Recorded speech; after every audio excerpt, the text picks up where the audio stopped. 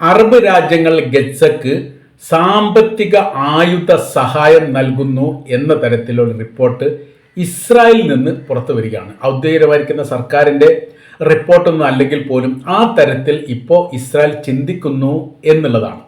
അതിൻ്റെ കാര്യം അവർ പറയുന്നത്, ഇപ്പോഴും ഇസ്രായേലിന് മനസ്സിലാകാതെ പ്രധാനമായിരിക്കുന്ന കാര്യങ്ങളിൽ ഒന്ന്, യുദ്ധം ചെയ്യുന്ന ഹമാസിൻ്റെ കൈവശത്തിലേക്ക് ആയുധങ്ങളും സാമ്പത്തിക സഹായവും എങ്ങനെ എത്തുന്നു, ഏത് തരത്തിൽ എത്തുന്നു എന്നതിനെക്കുറിച്ച് ഒരു വിവരം ഇപ്പോഴും വന്നിട്ടില്ല.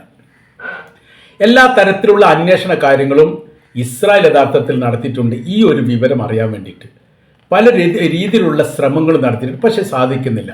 ഒരു രാജ്യം മറ്റൊരു രാജ്യത്തിനെതിരെ യുദ്ധം ചെയ്യണമെങ്കിൽ ശക്തമായിരിക്കുന്ന സൈനിക ബലവും സാമ്പത്തിക സഹായവും അതോടൊപ്പം ആയുധവുമാണ്. ഗസ എന്ന് പറയുന്ന ദേശത്തിൻ്റെ എല്ലാ ഭാഗവും ഇപ്പോൾ ഇസ്രായേലിൻ്റെ കൈവശത്തിലാണ്. യുദ്ധത്തിന് അവിടെ ഒരു കുറവുമില്ല. മധ്യ ഗസ പിടിച്ചെടുക്കാൻ വേണ്ടി 60,000 പുതിയ റിസർവ് സൈനികരെ നിയോഗിച്ചിട്ടുണ്ട് എന്ന് ഇസ്രായേൽ പറയുമ്പോൾ അവിടെ എത്രത്തോളം പ്രതിരോധം ഉണ്ട് എന്നുള്ളത് അവർ തന്നെ പറയുകയാണ്, സമ്മതിക്കുകയാണ്, ഉണ്ട് പ്രതിരോധം എന്ന തരത്തിൽ. ഈ ഒരു സാഹചര്യങ്ങളാണ് അവിടെ ഇപ്പം നിലനിൽക്കുന്നത്, പ്രയാസപ്പെടുത്തുന്ന ഒരു കാര്യം. അപ്പോൾ അവർ പറയുന്നത് ഇങ്ങനെയാണ്, വലിയ സഹായങ്ങൾ നൽകുന്നുണ്ട്, ആയുധ സഹായങ്ങളും സാമ്പത്തിക സഹായങ്ങളും. ആ സഹായം നൽകണം എന്നുള്ളത് മുൻപ് ഇറാൻ പറഞ്ഞിട്ടുണ്ട്. അതിനാരും പ്രതികരിച്ചിട്ടില്ല എങ്കിൽ പോലും രഹസ്യമായ രീതിയിൽ അവർ സഹായം നൽകുന്നുണ്ടോ എന്നൊരു സംശയമാണ് ഇപ്പോൾ നിലവിൽ ഇസ്രായേലിനുള്ളത്. അതുകൊണ്ട് അത് കണ്ടെത്താൻ വേണ്ടി ഞങ്ങൾക്ക് സാധിച്ചിട്ടില്ല എന്നതിനാൽ തന്നെ വീണ്ടും വീണ്ടും സഹായം നൽകുന്നത് ഞങ്ങൾ മനസ്സിലാക്കി. അതിൻ്റെയും കൂടി ദേഷ്യമാണ് യഥാർത്ഥത്തിൽ ഖത്തറിന് തീർത്തത് എന്നാണ് മനസ്സിലാക്കാൻ വേണ്ടി പറ്റുന്നത്. തിങ്കളാഴ്ച ഇപ്പോൾ അറബ് ഉച്ചകോടി ചേരാൻ വേണ്ടി തീരുമാനിച്ചിട്ടുണ്ട്. ഞായറാഴ്ച തന്നെ അറബ് മുസ്ലിം രാഷ്ട്ര ഉദ്യോഗസ്ഥന്മാരുടെയും അതോടൊപ്പം തന്നെ വിദേശകാര്യ മന്ത്രിമാരുടെയും ഒരു ഏകോപനം ആദ്യഘട്ടത്തിൽ ഉണ്ടാവും. ദോഹയിൽ വെച്ച് തന്നെയാണ് ഈ അറബ് ഉച്ചകോടി ചേരാൻ വേണ്ടി തീരുമാനിച്ചത് എന്നൊരു പ്രത്യേകത ഉണ്ട്. യുദ്ധഭൂമിയിൽ ഞങ്ങൾ ഇട്ടെറിഞ്ഞ് പോയിട്ടൊന്നുമില്ല, ഞങ്ങൾ ഇവിടെ തന്നെ ഉണ്ടാവും എന്ന് ഇസ്രായേലിന് തെളിയിച്ചു കൊടുക്കുക കൂടി അനിവാര്യമായിരിക്കുന്ന കാര്യമാണ്. അതുകൊണ്ടാണ് യുദ്ധം ഇവിടെ വെച്ച് തന്നെയാണ് നടത്താൻ വേണ്ടി ഞങ്ങൾ തീരുമാനിച്ചത്. ഈ ഉച്ചകോടി ഇവിടെ തന്നെ, സാധാരണ രീതിയിൽ ഉച്ചകോടി ഉണ്ടാവല് സൗദി അറേബ്യയിലെ ജിദ്ദയിൽ വെച്ചിട്ടാണ്. എന്നാൽ ഇപ്പോഴത്തെ ഉച്ചകോടി ദോഹയിൽ വെച്ചിട്ടാണ്. അത് നിർദ്ദേശം നൽകിയതും സൗദി അറേബ്യയാണ് എന്നൊരു പ്രത്യേകത ഉണ്ട്, ദോഹയിൽ വെച്ച് നടത്തണം എന്നുള്ളത്. ഫലസ്തീൻ രാഷ്ട്രമാകാൻ വേണ്ടി അനുവദിക്കില്ലെന്ന് ഇസ്രായേൽ. അങ്ങനെ ആ സമയത്ത് ഫലസ്തീൻ രാഷ്ട്രമായാൽ എന്താ വിഷയം എന്ന ചോദ്യം പ്രസക്തമാണ്. ഫലസ്തീൻ രാഷ്ട്രമായാൽ പിന്നീട് ഇസ്രായേൽ എന്ന് പറയുന്ന രാജ്യം ഒരുപക്ഷെ അവിടെ കാണില്ല എന്നുള്ളതാണ് യാഥാർത്ഥ്യം.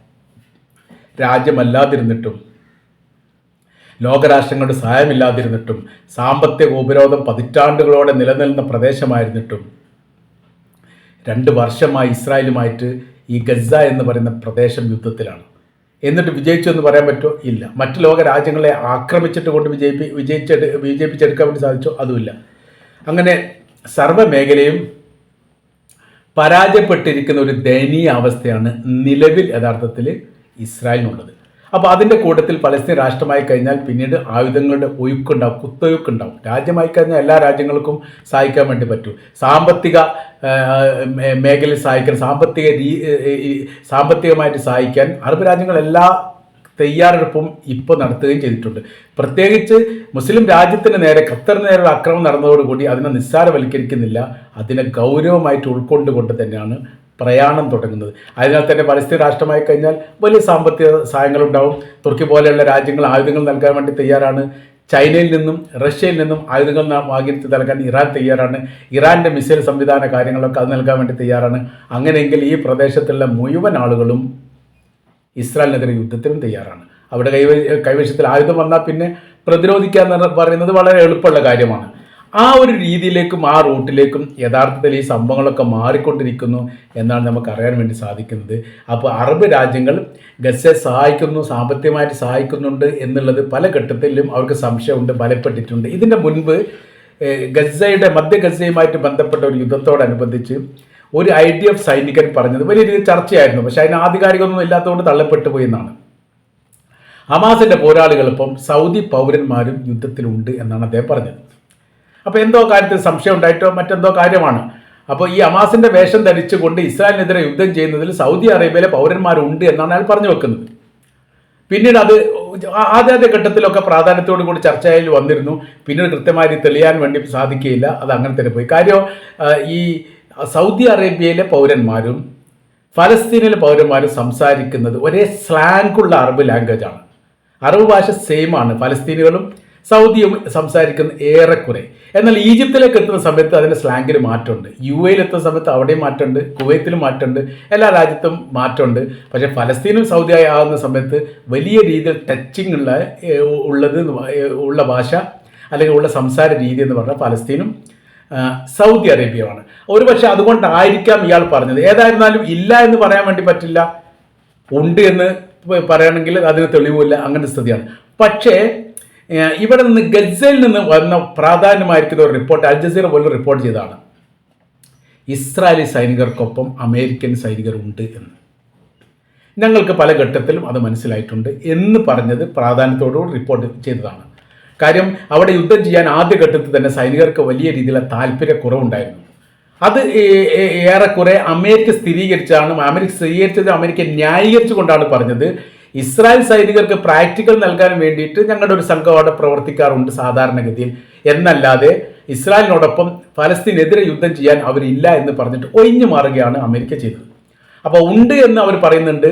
അങ്ങനെ ഉള്ളത് ഞങ്ങൾ തമ്മിൽ വലിയ സൗഹൃദം, വലിയ ബന്ധങ്ങളുണ്ട്, ഞങ്ങളെ യുദ്ധത്തിൽ സഹായിക്കുക എന്നുള്ളത് അമേരിക്ക സാധാരണ ചെയ്യാറുള്ളതാണ് എന്ന് ഇസ്രായേലിന് മറുപടിയും പറഞ്ഞു. അപ്പോൾ അവരുടെ കാര്യം ക്ലിയറാണ്, അമേരിക്കൻ സൈനികർ യുദ്ധത്തിലുണ്ട് എന്നുള്ളത്.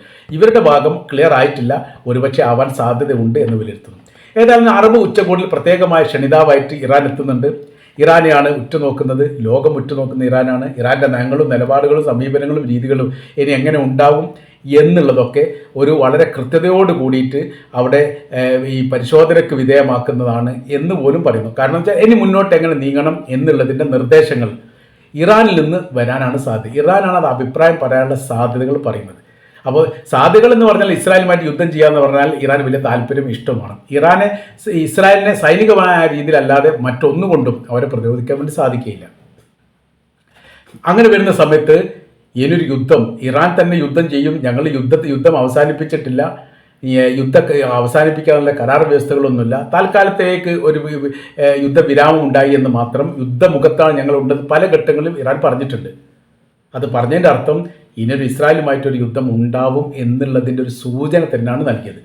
ആ രീതിയിലാണ് ഈ കാര്യങ്ങൾ മുന്നോട്ട് പോകുന്നത്. അപ്പോൾ ഇവിടെ തിങ്കളാഴ്ച ദോഹയിൽ ചേരുന്ന അറബ് ഉച്ചകോടിയുമായിട്ട് ബന്ധപ്പെട്ട് അവിടെ എടുക്കുന്ന തീരുമാനം തീർച്ചയായിട്ടും വലിയ നിർണായകമാണ്.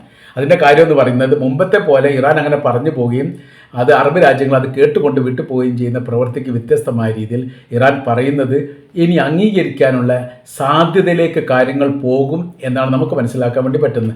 അങ്ങനെ വരുന്ന സമയത്ത് ഒരുപക്ഷെ ഇസ്രായേലിനെതിരെ ഒരു അറബ് ഐക്യ യുദ്ധങ്ങൾ ഉണ്ടാവില്ല എന്നൊന്നും പറയാൻ പറ്റില്ല. ഇതിന് ശേഷം ഈ ഒരു ഐക്യപ്പെടൽ ഉണ്ടായിക്കഴിഞ്ഞാൽ ചൈനയുടെയും റഷ്യയുടെയും സഹായം ഇറാൻ ചോദിക്കാൻ സാധ്യതയുണ്ട് എന്നുകൂടി ഈ വിഷയമായിട്ട് ബന്ധപ്പെട്ട് നമുക്ക് മനസ്സിലാക്കാൻ വേണ്ടി സാധിക്കുകയാണ്.